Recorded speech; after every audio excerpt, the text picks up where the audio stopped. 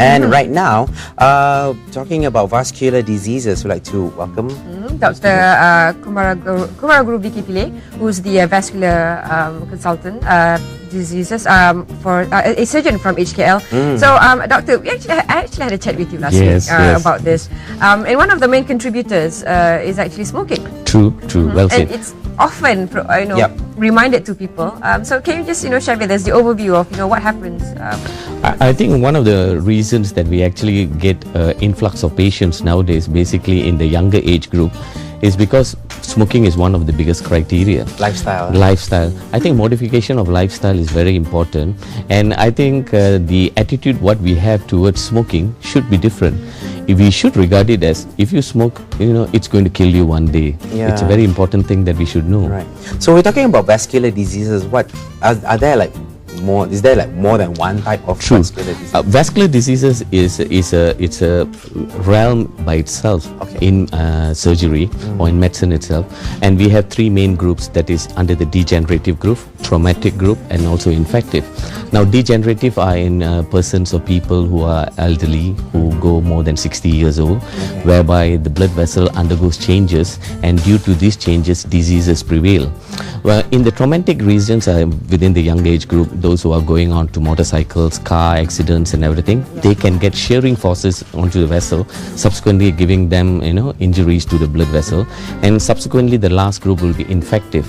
And infective, basically you can have any type of infection, but mainly certain types of infections, and these infections actually give rise to a lot of problems towards the blood vessels. Having being a surgeon in this line for a very long time, and you've met lots of patients with different kind of conditions. Before we go to that, we have a question by one of our fellow viewers. That's right. Let's take a look at the clip. We have few questions. Let's take a look at the first question. My name is Siti Jauda binti Madwan. I want to ask, what is the short-term treatment for varicose vein? Varicose vein. Varicose veins, what happens in varicose veins, it's an abnormally dilated vein that actually happens in the lower extremities. And the people or the patients who actually develop it, usually patients who are pregnant, people who are pregnant, they seem to have varicose veins.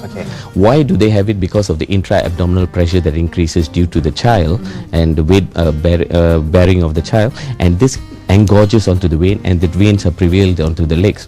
Another type, basically, because why you get varicose veins are because obesity, you can get varicose veins. Lifestyle, some of them who have been working standing up for a very long time, they get varicose vein. Depending on the type of varicose veins onto the level of varicose vein, we have a certain classification.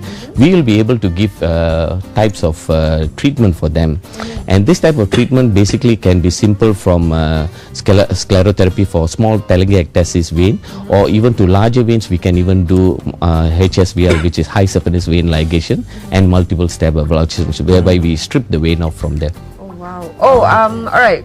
What can we see on the screen right now? This is actually actually a CT scan of a patient who actually presented to us, and he had within himself an aortic aneurysm that actually was leaking, and the leak was actually seen from this particular clip, and you can see that the contrast, the white part there is contrast coming out from the blood vessel, and that shows that the blood is not confined within the vessel, it is out of the vessel.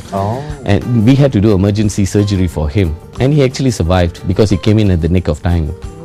Okay, we have a caller online. Khairi, hello, morning. Khairi from Perak, hello. Good morning, Khairi. Do you have a question for the doctor? The vascular disease, I would like to ask the doctor to take into it. So when we are talking about the vascular disease, what is the sort of the exercises that someone should embark on so that they would be able to address the vascular disease inflicted upon them?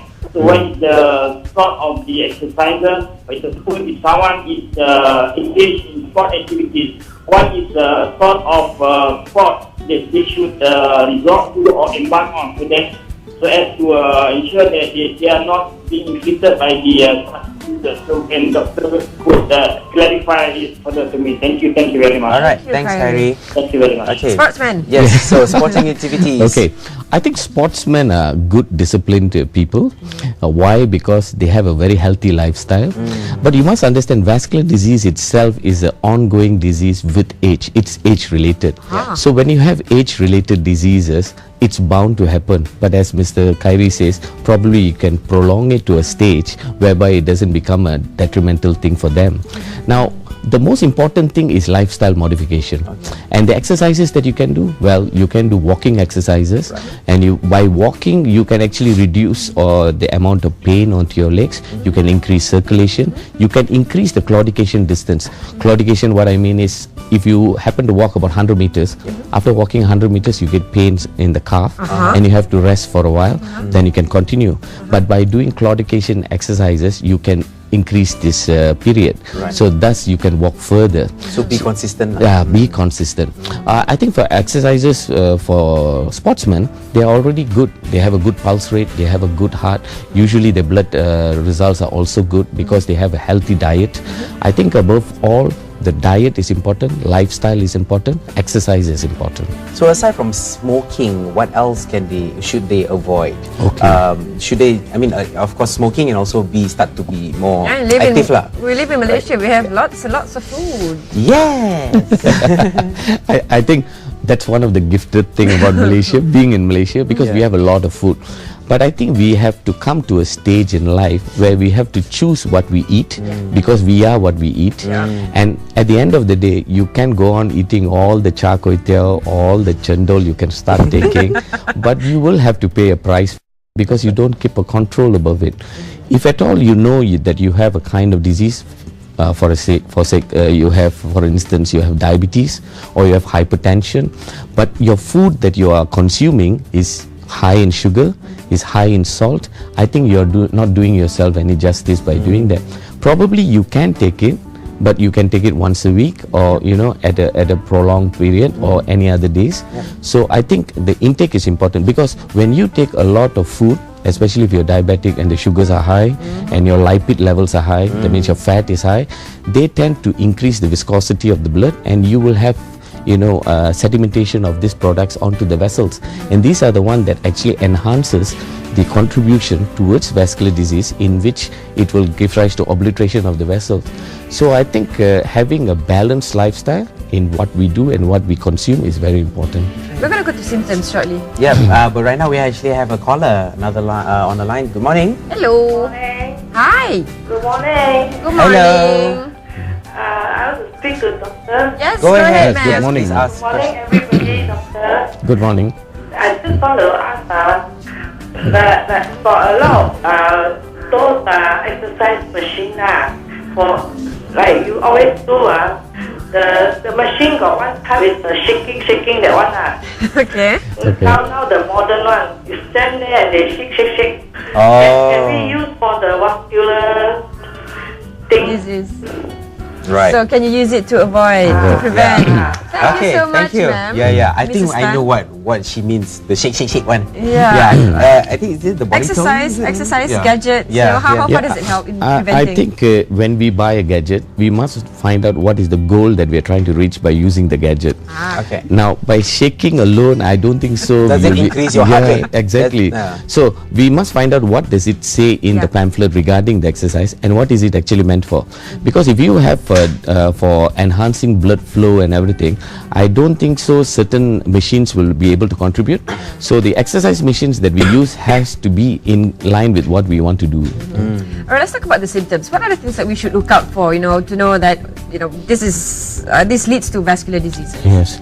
Okay, one of the signs and symptoms that we have to know, like if we take for abdominal aneurysms or ballooning of the blood vessels in an elderly age group, sometimes probably if we are on a thinner ground and we are a bit more slightly on the smaller build, Size? we will be able to feel some pulsations over a vessel. We might even feel a swelling over the abdomen. Mainly it happens in the abdomen about 75% of the time.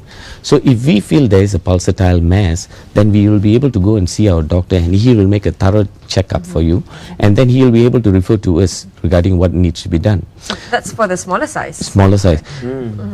Before we go further, Talib is on the line. He's Yeah. eager to ask you a Talib question, from Doctor. JB. Good morning. Good morning. Hi, Hello, Mr. Talib. Talib. I'm calling from Johor Bahru. Mr.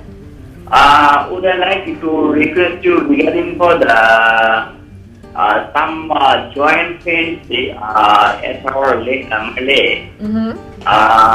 This one, how to be recovered? Joint pain on your leg. Yes. May I ask if you have any other medical history before this? I did not think to medical, but suddenly this one joint pain come to my lower limb. Okay. All right. All right. Thank you so much, Talib. Mr. Talib. Right. Is there a direct correlation between Joint heart, pains vascular diseases to joint pains? Well, there will be some type of diseases whereby you can have an immune response coming up from certain types of infection, and this can give rise to joint pains too. I see. So that is why when we look at a patient, we have to look at him in a very holistic approach, and we have to find out, as what Zaliha actually asked, the past medical history, past surgical history, any existing medical diseases of all this will be able to contribute in such a manner, but we have to find what is actually affecting the patient the most, and through that we'll be able to come up with a good working diagnosis. I think in Mr. Talib's case, probably he could be having some diseases which could be mainly an arthritic kind of disease, and we have to rule it out from any vascular diseases. Right. Then only we'll be able to put a line of management for him. Right. That's another question that's being posed by one of the viewers. So let's take a look at this video. Let's take a look at the question. Mahadi bin Yusof. I want to ask doctor about vascular disease. What is the main difference between arteries and veins? Down to basics, Thanks, arteries yes. and veins. And I mean, aortas? Yeah, it's good. It's a very good question. What we should know is arteries are thick. They have 3 layers. They'll have the intimal layer, medial layer, and advential layers, and they're muscular. And they actually take the blood from the heart to all the parts of the body. Right. Whereas veins, they return the blood back into the heart. And the veins are actually thin. They are more distendable, and majority of the time that we develop any of these diseases, what we have vascular diseases, are in arteries. They are more so in arteries than in veins. Like one of the veins that we always develop any problems are the long saphenous vein, whereby you have varicosities of the lower limb. But at times you can even have varicosities in other parts of the bodies due to other reasons, but they are more rare. But the diseases that actually prevail the most is actually in the arteries. Now, back to the symptoms. For us on the smaller side, we can actually find it and detect it ourselves. Is it an ongoing pain, or does it go on and off? It can be, depending on the severity, depending on how large the swelling is, we'll be able to know whether the pain is going to be constant or colicky in nature. So that is why whenever you feel that something is not right, you see the patient is always right, most of the time. Because he's the one who's feeling it. So I don't think so we'll be able to dismiss something from him just like that. So I think when a patient actually comes in with a symptom, we will actually have to probe into it. But what about those on the larger side? Yeah, Yes. that's on the larger side. Oh, come on. I think the patients on the larger side, yes, majority of the times then we have patients who actually develop leaking aneurysms or ruptured aneurysms. They are on the larger side. Sad to say, because they are so large, they are unable to feel it. That is why constant medical checkups, constant medical treatment, and you have to take your medication on time. All this is important. So you will have to have a period whereby you see your doctor or your GP regularly, so that he will be able to find other ways to actually check on that. You see? Right. I think we do have another question that's been posed. Do we have another question that's been posed out there? All right, so it's okay. All right, okay, we don't. doctor, as a All right. conclusion, What are the preventive steps that we can take? That's right. Advice too, especially to the viewers out there with all the nasi lemak and teh tarik available. And the smoke. Jamil just said the best concoction of what we don't want. I think nasi lemak, teh tarik, and they finish it off with cigarette habis. Okay. I think the endocrinologists who are listening to this show will be very excited. In fact, that is one of the things that we have to change. This combination of nasi lemak and teh tarik, it's a deadly combination. And I think at the end of the day, preventive measures are definitely better than going for cure. You see, because if you're going to go on cure, we have to do so many things. So prevention is better than cure, right? So how do we prevent? Number one, we have to have a very healthy lifestyle, and above all, in Kuala Lumpur, it's a very stressful lifestyle. We must try to reduce our stress levels, exercise regularly, and we must quit bad habits. So bad habits, example, smoking, excessive drinking. All these things will definitely help us in having pristine vessels, and definitely will stop ourselves from having any undue reasons for anything else. Thank you so much. Use less of your car, start walking. Yeah, moderation is the key. Thank you so much, Doctor, for all the advice, and we hope that changes a lot of lifestyles today.